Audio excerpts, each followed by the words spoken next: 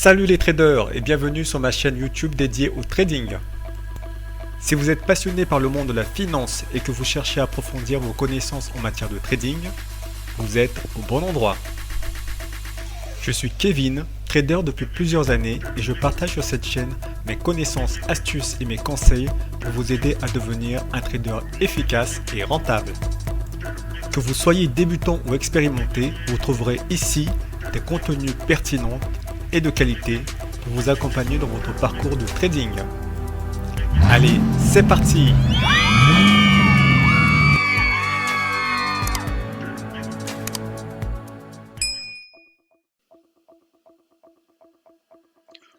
Bonjour et bienvenue dans votre espace de formation à l'analyse technique. Suite à la précédente vidéo de formation introduisant les principes de la théorie de dos, nous allons aujourd'hui aborder les notions de support et de résistance, ainsi que le concept de changement de polarité. Nous tenterons ensuite d'appliquer concrètement l'ensemble de ces éléments à travers quelques exemples. Intéressons-nous à présent aux notions de support et de résistance. À la seule visualisation des cours, on s'aperçoit qu'il existe des niveaux que le marché a du mal à franchir quand il avance à la hausse. Ces niveaux constituent des résistances à la poursuite du mouvement haussier. Quand l'évolution est à la baisse, ces niveaux représentent des supports qui permettent au marché de se reposer. Dans un marché haussier, les phases de correction permettent au marché de retoucher un point bas sur lequel il peut reprendre son souffle afin de mieux continuer son mouvement ascendant. Ces points constituent alors des points de support au marché. En cas de retour de marché sur ces niveaux-là, les opérateurs se souviennent alors que ce point a été un support et qu'un consensus, un accord à ce niveau a permis au marché de repartir. Les opérateurs qui n'anticipent pas de changement de tendance profiteront alors de ce retour sur ce point bas pour renforcer leur position. On retrouve le même type de scénario dans le cas d'une résistance. Le marché connaît alors un mouvement baissier interrompu par de petites corrections haussières avec des retours à des points hauts qui permettent au marché de souffler. Comme le marché ne parvient pas à dépasser ces points, ceci constitue une véritable résistance sur laquelle le marché vient buter.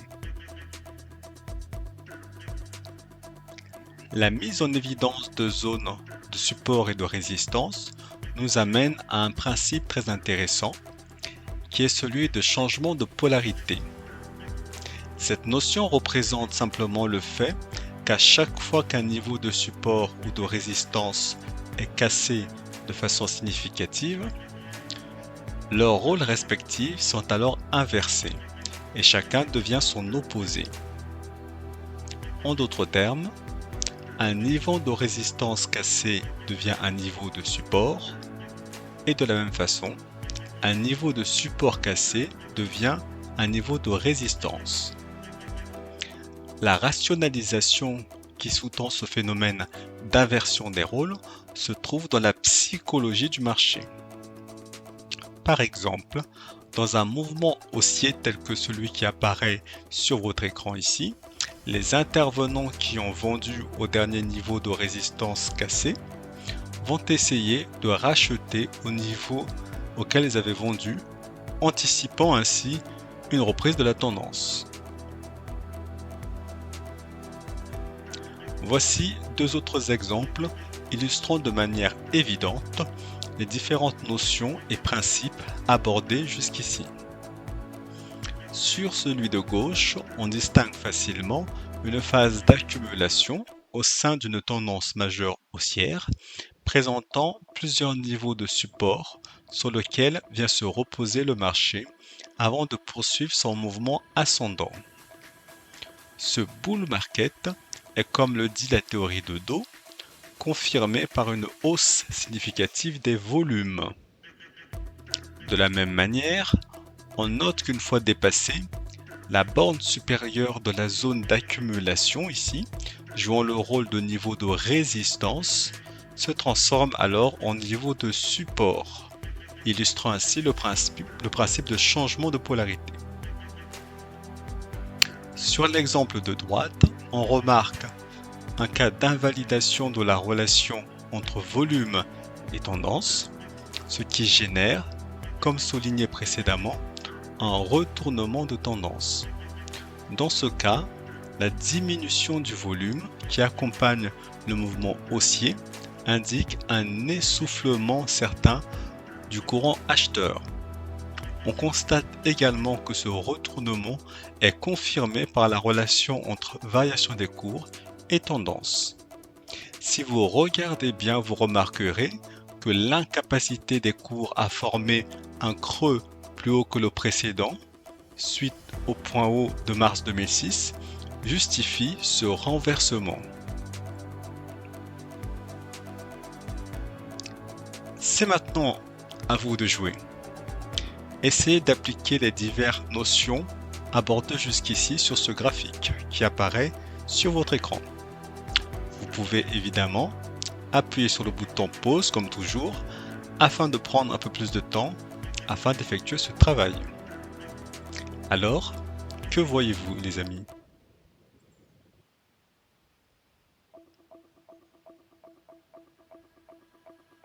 Vous avez 10 secondes. Le temps est écoulé, voici les éléments que vous auriez pu mettre en évidence sur ce graphique, en reprenant l'exemple cité précédemment. Premièrement, regardez ce que l'on peut observer concernant les trois types de tendances mises en avant par Faldo. Eh bien, on remarque un mouvement primaire haussier qui passe ensuite baissier pour finalement repartir à la hausse en 2003. Au sein de ce dernier, on distingue des mouvements secondaires qui, comme nous l'avons vu, corrigent les impulsions des mouvements majeurs. Enfin, vous constaterez facilement que ces mouvements secondaires sont eux-mêmes composés de mouvements tertiaires dont la durée de vie est nettement plus courte. Passons ensuite aux phases d'accumulation et de distribution. Combien en avez-vous vu? On en compte effectivement un certain nombre ici. Les phases d'accumulation en vert apparaissent logiquement lorsque la tendance est haussière et les phases de distribution au rouge sont situées dans le mouvement baissier. Maintenant, êtes-vous parvenu à distinguer la relation entre les variations de cours et la tendance? Oui? Non? Eh bien, c'est en fait très simple. Approchez-vous de votre écran et concentrez-vous. Regardez. Le premier mouvement majeur est caractérisé par une succession de sommets et de creux de plus en plus hauts. Ceci confirme, comme nous l'avions deviné, que c'est bien une tendance haussière ou bull market. On remarque ensuite que la pente du mouvement ascendant s'affaiblit jusqu'à ce que les cours ne parviennent plus à faire de creux et de sommets plus hauts que les précédents. On bascule alors sur un enchaînement de creux et de sommets de plus en plus bas, ce qui justifie que l'on est alors en présence d'une tendance baissière ou bear market. Autrement dit, le courant vendeur a pris le dessus sur le courant acheteur. Ce mouvement baissier se poursuit jusqu'en fin 2002, où le courant vendeur n'est plus assez puissant pour que les cours forment des nouveaux creux de plus en plus bas. Le courant acheteur reprend alors le dessus et les cours reprennent une orientation ascendante avec à nouveau une succession de creux et de sommets de plus en plus hauts. Pour finir, venons-en aux supports et résistances. Avez-vous été capable de les placer ici? C'est vrai qu'en théorie, les notions de support et de résistance semblent relativement évidentes, mais dans la pratique, les placer demande un peu plus d'expérience et de perspicacité. Les supports apparaissent ici en vert sur votre écran et les résistances en rouge. De la même manière, vous remarquerez facilement le principe de changement de polarité, les zones de résistance devenant zones de support après avoir été dépassées et les zones de support deviennent zones de résistance après avoir été enfoncées.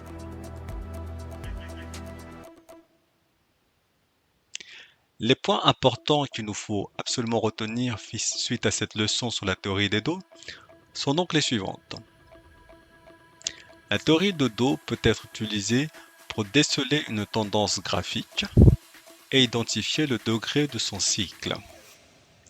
Elle nous rappelle également que cette tendance est généralement confirmée par un signal similaire sur un indice pair.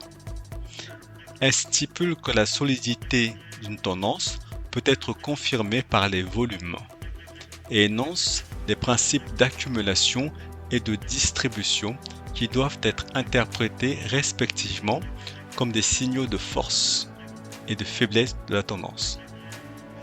Enfin, la théorie de dos indique comment utiliser les supports et résistances afin de prendre des positions sur le marché.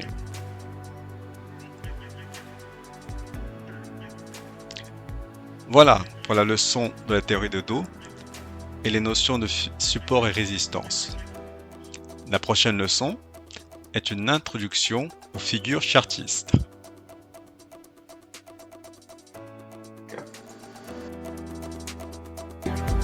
Nous avons maintenant atteint la fin de cette vidéo.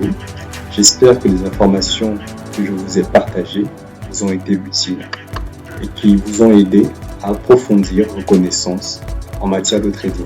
Si vous souhaitez en savoir plus et devenir un expert en la matière, n'oubliez pas de consulter notre formation Investir en bourse pour apprendre davantage sur les techniques de trading et de gestion de risque. Vous pouvez trouver le lien en dessous de la vidéo. N'hésitez pas à me poser des questions et à me faire part de vos remarques dans les commentaires. Si vous avez aimé cette vidéo, n'oubliez pas de liker et de partager avec vos amis traders. Enfin, restez connectés à cette vidéo, à cette chaîne, pour ne rien manquer de mes prochaines vidéos. Je vous remercie. À très bientôt les traders.